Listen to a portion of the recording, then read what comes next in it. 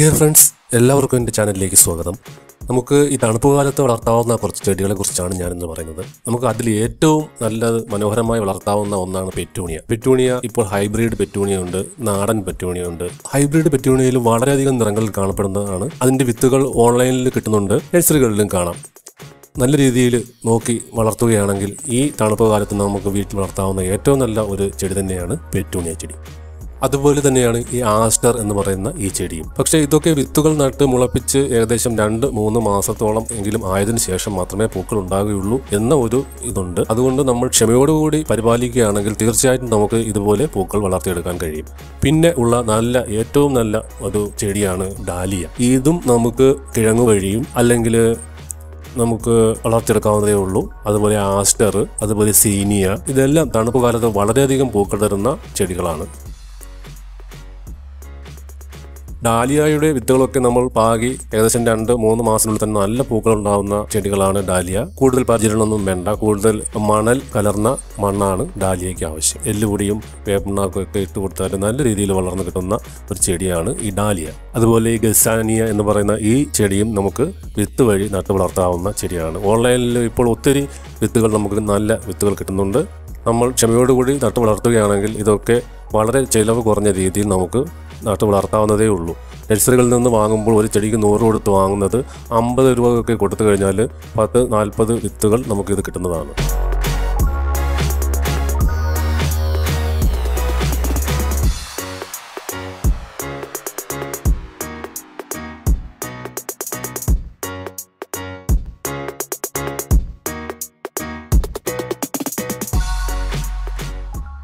അതുപോലെ ഈ സീനിയ വിഭാഗത്തിൽപ്പെട്ട ചെടികൾ ഇപ്പോൾ ഹൈബ്രിഡുമുണ്ട്, അല്ലാതെ ഈ മിനിയേച്ചർ ടൈപ്പ് സീനിയയുമുണ്ട്. മിനിയേച്ചർ ടൈപ്പ് ആകുമ്പോൾ കൂടുതൽ ഉയരം വയ്ക്കാതെ നമുക്ക് നല്ല രീതിയിൽ വളർത്തിയെടുക്കാൻ കഴിയും. ഇത് വളർന്നു വരുന്ന അനുസരിച്ച് ഇതിൻ്റെ തളിരികൾ മണ്ട നുള്ളി കൊടുക്കുകയാണെങ്കിൽ നല്ല ബുഷിയായിട്ട് നല്ല രീതിയിൽ പൂക്കൾ ഉൽപ്പാദിപ്പിക്കുന്ന ചെടി കൂടിയാണ് ഈ സീനിയ. അതുപോലെ ഈ ക്രിസാന്തം, അങ്ങനെയുള്ള ചെടികളൊക്കെ നല്ല പൂക്കൾ ഈ തണുപ്പ് കാലത്ത് തരുന്നതാണ്. ഇതൊക്കെ വളരെ നിറങ്ങളിൽ കാണപ്പെടുന്ന ചെടികൾ കൂടിയാണ്. ഈ ക്രിസാന്തമൊക്കെ ഒരുപാട് കളറുകൾ കാണപ്പെടുന്ന ചെടി കൂടിയാണ്. വളരെ സൂക്ഷ്മതയോടെ നമുക്ക് വെള്ളം കൂടുതൽ ഇതിലൊന്നും ആകാതെ നോക്കുകയാണെങ്കിൽ നല്ലൊരു പൂന്തോട്ടം തന്നെ നമുക്ക് ഈ മഞ്ഞുകാലത്ത് നമുക്ക് ഉണ്ടാക്കിയെടുക്കാൻ കഴിയും. അതിനുവേണ്ടി ഇപ്പോഴേ നിങ്ങൾ തയ്യാറാവുകയാണെങ്കിൽ നല്ലൊരു പൂന്തോട്ടം നമുക്ക് ഈ മഞ്ഞുകാലത്ത് വളർത്തിയെടുക്കാൻ കഴിയുന്നതാണ്. ഒരു ചെടിയായിട്ട് മേടിക്കുന്നതിനേക്കാൾ നല്ല നമുക്ക് ഒത്തിരി ചെടികൾ നമ്മൾ ഒരുമിച്ച് വയ്ക്കുമ്പോഴാണ് ആ ചെടിയുടെ ഭംഗി നിലനിൽക്കുന്നത്.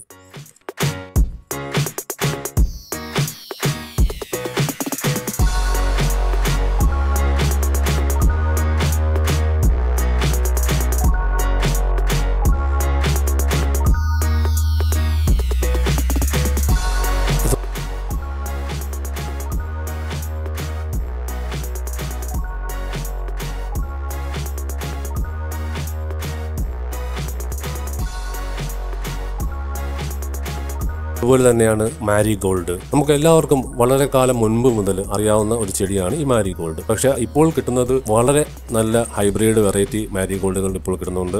നാടൻ ചെടികളൊക്കെ വളരെ ഉയരത്തിൽ വന്നതിന് ശേഷം മാത്രം പൂക്കുന്നവയായിരുന്നു. ഇപ്പോൾ കിട്ടുന്നത് ഒരു ചെറിയ തൈ ആയി കുറച്ച് കഴിയുമ്പോൾ തന്നെ പൂക്കൾ വരുന്ന വിധത്തിലുള്ള മാരിഗോൾഡിൻ്റെ വിത്തുകൾ ഇപ്പോൾ വിപണിയിലുണ്ട്.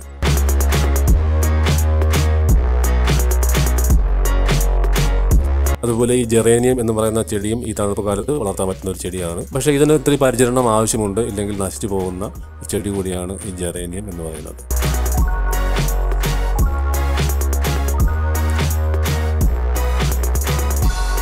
അതുപോലെ ഈ കലാഞ്ചോ എന്ന് പറയുന്ന ഈ ചെടി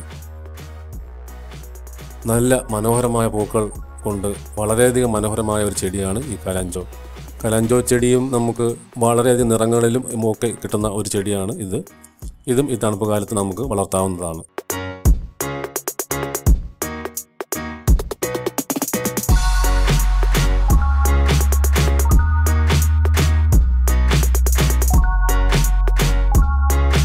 അതുപോലെ പെൻഡാസൊക്കെ വളരെ കളറുകൾ ഇപ്പോൾ വിപണിയിലുണ്ട്.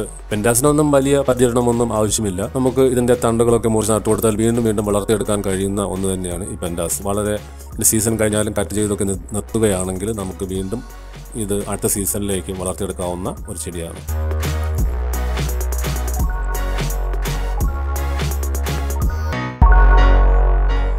അതുപോലെ ഗ്ലോക്സീനിയ എന്ന് പറയുന്ന ഇത് വളരെ വില കൂടിയ ചെടിയാണ്. ഇതിൻ്റെ കിഴങ്ങുകൾ ഓൺലൈനിൽ കിട്ടുന്നുണ്ട്. ചെറിയ കിഴങ്ങുകളാണ്, വിത്തുകൾ. അത് വെച്ച് നമുക്ക് ഇപ്പോൾ ഒരു 2 മാസത്തിനുള്ളിൽ തന്നെ പൂക്കൾ ഉണ്ടാകുന്നതാണ്. ഈ തണുപ്പ് സമയത്ത് നല്ല പൂക്കളും ഒക്കെ ഉണ്ടാകുന്ന ചെടിയാണ് ഈ ഗ്ലോക്സീനിയ. ഇതിൻ്റെ ഇലകളിൽ നിന്നും നമുക്ക് വീണ്ടും തൈകൾ ഉണ്ടാക്കിയെടുക്കുകയും ചെയ്യാവുന്ന ഒന്നുകൂടിയാണ് ഈ ഗ്ലോക്സീനിയ എന്ന് പറയുന്ന ചെടി. ഒരുപാട് നിറങ്ങളിൽ കിട്ടുന്ന ഇതിന് വളരെ വില കൂടുതലാണ്. ഒരു പ്രാവശ്യം നമ്മൾ നട്ട് കഴിഞ്ഞാൽ വീണ്ടും അതിൻ്റെ കിഴങ്ങുകൾ അതിൽ തന്നെ ഇരിക്കും. അത് സൂക്ഷിച്ച് വയ്ക്കുകയാണെങ്കിൽ നമുക്ക് അടുത്ത പ്രാവശ്യവും വിൻ്റർ സീസണിൽ ഇത് നടാവുന്നതാണ്.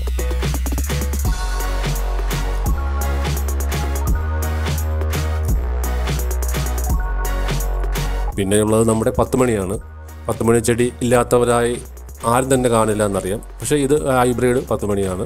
ഇത് വിത്തുകൾ പാകി മുളപ്പിച്ച് ഉണ്ടാക്കിയ ചെടിയാണ്. ഈ ചെടി നമുക്ക് വിത്തുകൾ ഓൺലൈനിൽ കിട്ടുന്നുണ്ട്. വിശ്വസനീയമായ സൈറ്റുകളിൽ നിന്നും വാങ്ങുകയാണെങ്കിൽ നമുക്കിത് മുളപ്പിച്ചെടുക്കാൻ കഴിയുന്നതാണ്. ഇതിൻ്റെ വിത്തുകൾ മുളപ്പിക്കുന്ന വീഡിയോ ഞാൻ വേറെ ഇട്ടിട്ടുണ്ട്. കാണാത്ത സുഹൃത്തുക്കൾ അത് കാണുക. വളരെ ഈസി ആയിട്ട് നമുക്കിത് മുളപ്പിച്ചെടുക്കാം. കുറച്ച് ക്ഷമ വേണമെന്ന് മാത്രം.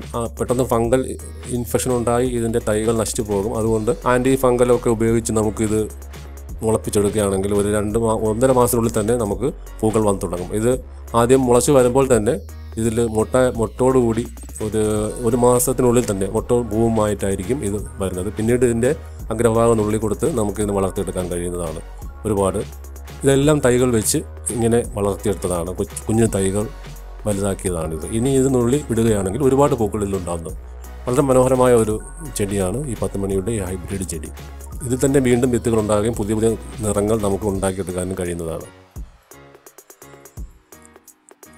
പക്ഷെ നമ്മൾ നാടൻ 10 മണിയേക്കാൾ കൂടുതൽ പരിചരണം ഇതിന് ആവശ്യമുണ്ട്. കൂടുതൽ വെള്ളമൊക്കെ വീഴുകയാണെങ്കിൽ പെട്ടെന്ന് അതിൻ്റെ തണ്ട് ചീഞ്ഞു പോകുന്ന ഒരു ഫംഗസും ഒക്കെ ബാധിക്കുന്ന ഒരു ചെടി കൂടിയാണ് ഈ ഹൈബ്രിഡ്.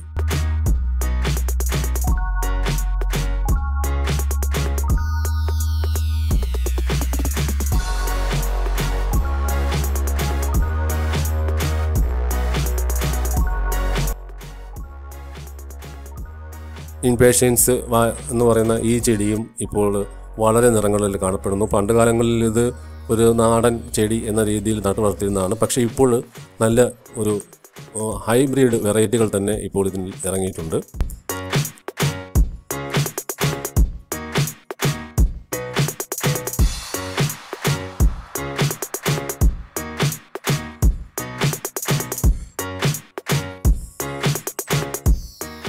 പിന്നെ നമ്മുടെ നാടൻ ബാൽസം എന്ന് പറയുന്ന ചെടി, ഇതും പണ്ട് കാലത്തൊക്കെ 1-2 നിറങ്ങളിലൊക്കെ ഉണ്ടായിരുന്നുള്ളൂ. പക്ഷേ ഇപ്പോൾ വളരെയധികം നിറങ്ങളിലും വളരെ വലിപ്പമുള്ള പൂക്കളും ഉള്ള ബാൽസം ചെടികൾ ഇപ്പോൾ വിപണിയിലുണ്ട്. ഇതിൻ്റെയും വിത്തുകൾ വഴി നമുക്ക് ഒരുപാട് ചെടികൾ വളർത്തിയെടുക്കാൻ കഴിയും. ഏത് ചെടിയായിരുന്നാലും കൂട്ടത്തോടെ വളരുമ്പോഴാണ് ആ ചെടിയുടെ അല്ലെങ്കിൽ ആ സ്ഥലത്തിൻ്റെ ആ ഭംഗി നിലനിൽക്കുന്നത്.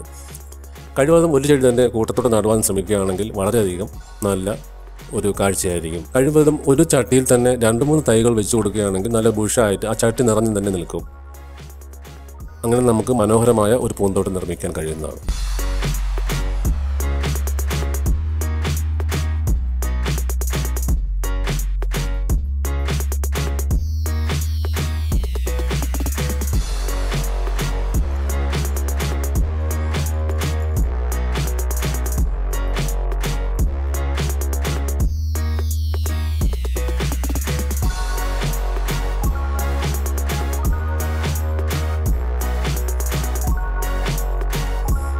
പിന്നെ ഉള്ളത് നമ്മുടെ ജർബറ എന്ന് പറയുന്ന ചെടി. എല്ലാവർക്കും അറിയാം, എപ്പോഴും പൂക്കളുണ്ടാവും ഒരു ചെടിയാണ് ജർബറ. നമ്മൾ വളരെയധികം ശ്രദ്ധിക്കുകയാണെങ്കിൽ ഏത് കാലത്തും പൂക്കളുണ്ടാകുന്ന ഒന്ന് തന്നെയാണ് ജർബറ. എന്നാൽ തണുപ്പ് കാലത്ത് വളരെയധികം പൂക്കളും ഉണ്ടാകുന്നതാണ്. അപ്പോൾ ഇത്രയൊക്കെ ഉള്ളൂ. എല്ലാ കൂട്ടുകാരും ഈ വിൻ്റർ സീസൺ മനോഹരമാക്കാൻ ശ്രമിക്കുക. പൂവിനോട് താല്പര്യമുള്ളവർ, ചെടികളോട് താല്പര്യമുള്ളവർ തീർച്ചയായിട്ടും അത് ചെയ്യും എന്നറിയാം. എന്നാലും നിങ്ങൾക്ക് വേണ്ടി ഞാൻ ഈ വീഡിയോ സമർപ്പിക്കുന്നു. എല്ലാവർക്കും എൻ്റെ ഈ വീഡിയോ കണ്ടതിന് നന്ദി, നമസ്കാരം. സബ്സ്ക്രൈബ് ചെയ്യാത്തവർ ദയവുചെയ്ത് സബ്സ്ക്രൈബ് ചെയ്യുക. അതുപോലെ ലൈക്ക് ചെയ്യുക, ഷെയർ ചെയ്യുക. വീണ്ടും കാണുന്നതുവരെ നന്ദി.